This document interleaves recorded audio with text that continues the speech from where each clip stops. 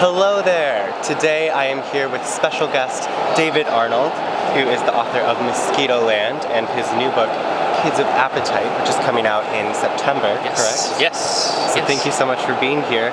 We're here at BEA in Chicago, and this is your first BEA. How's it going? It is. It's great. I literally flew in this morning and then just walked in the door, so wow. I'm sort of taking it all in. Just today. Yeah. No, I'm excited. I like that this is like my first BA experience here with you. Of course. And yes. Mosquito Land was your debut novel. Yes. So tell us about the journey writing this one and how this past year has been. Yeah, it's been completely just crazy. I was a musician in Nashville for a decade, and my wife and I found out we were going to have a baby, which wasn't really part of our plan at the time, and so it was decided pretty quickly that I was going to be a stay-at-home dad of this infant thing, which I didn't know what to do with for a long time. And so I very quickly shifted gears from writing music to writing books. And this is my first real attempt at writing. I had done some, I had kind of tried my hand at picture books and a couple middle grade novels, but nothing too serious.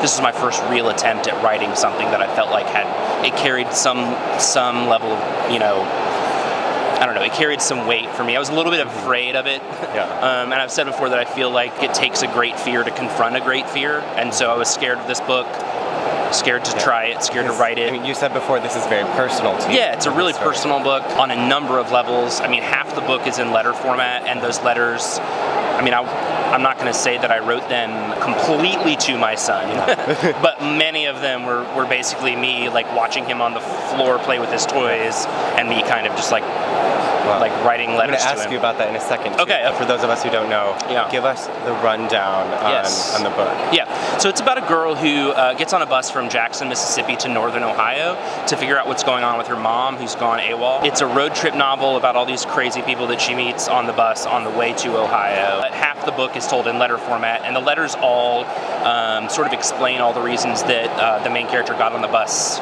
to begin with. So I usually compare it to like a cross of The Perks of Being a Wallflower meets the movie Juno.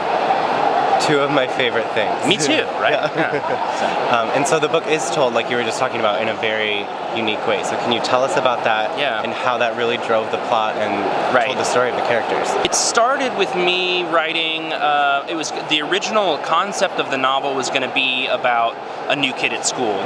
Actually, in the first few drafts, the main character was a boy, and I had moved around not a ton, but a good amount when I was a little kid, and so the idea was going to be writing a new kid at school story. And the first few drafts, the main character was at school for like the first 150 pages, and then the second draft that got cut back to about 100, and then the draft after that it was 50, and now in the final copy she's at school for like 3 pages before she gets on the bus. It's 150 pages.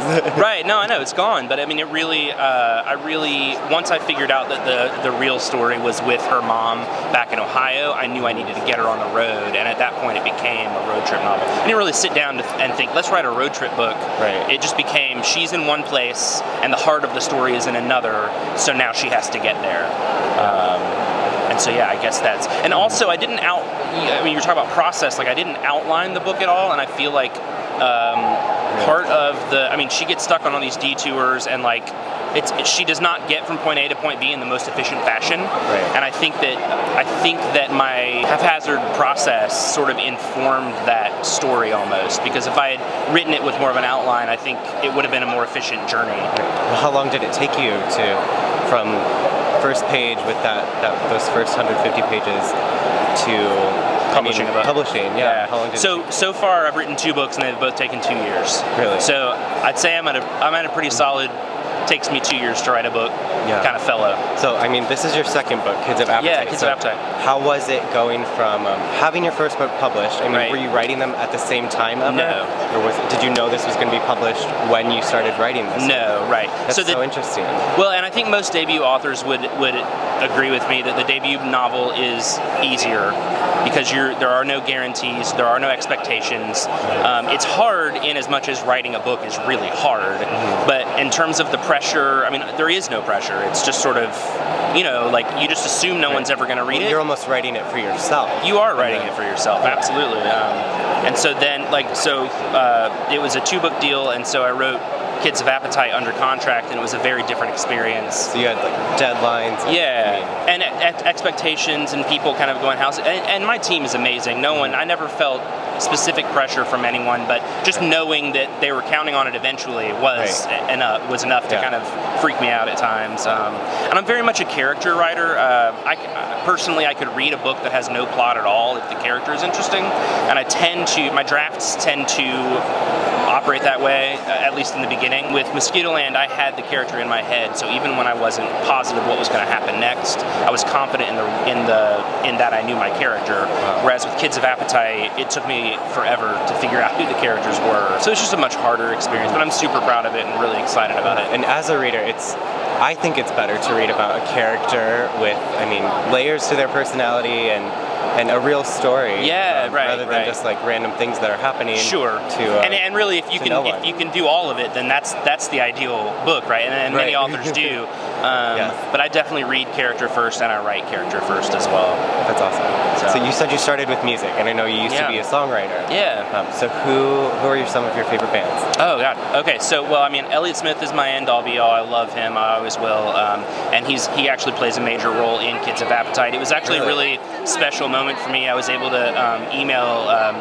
He's passed away now, but I was able to email with his mom and his dad about the book before I did it, and they both were very excited about it. That was a really surreal, special moment for me. My favorite band is Arcade Fire. I love Arcade Fire. They hugely informed Kids of Appetite. I like to say that with that book, if the platform for Mosquitoland was character, I think the platform for Kids of Appetite was like in a certain emotional place, and the way I feel when I listen to Arcade Fire is the same way I feel when I finish reading a certain kind of book, like The Outsiders by S.E. Hinton, which is just this sort of like youthful abandon and kind of this reckless energy.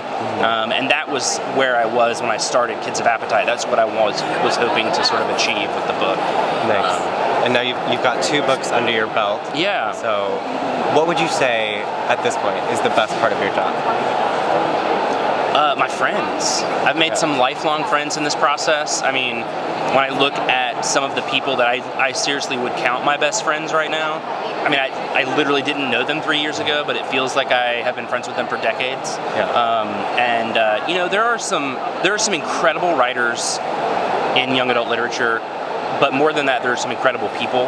And there are certain people that I look at. Ruta Sepetys comes to mind first and foremost when I see the way that she operates as an author, that I want to pattern myself after her and kind of constantly be like, what would Ruta do and what would Ruta say? And not only their writing, but like the way they interact with their readers and other authors. And just so gracious. She like reintroduced, long before I sold a book, we're both from Nashville, and so we ran into each other at a few different things, and like when I got to meet her the first time, it was this huge sort of moment for me, and then I saw her like months later, and she was like, I don't know if you remember me, but I'm Ruta, and it's so good to see you again, David. And I was like, this is the kind of human being that you just always want to be around. Yeah. So Ruta, I love you if you're watching this. So I guess my final question for you is, what message do you hope your readers take away from you and your novels?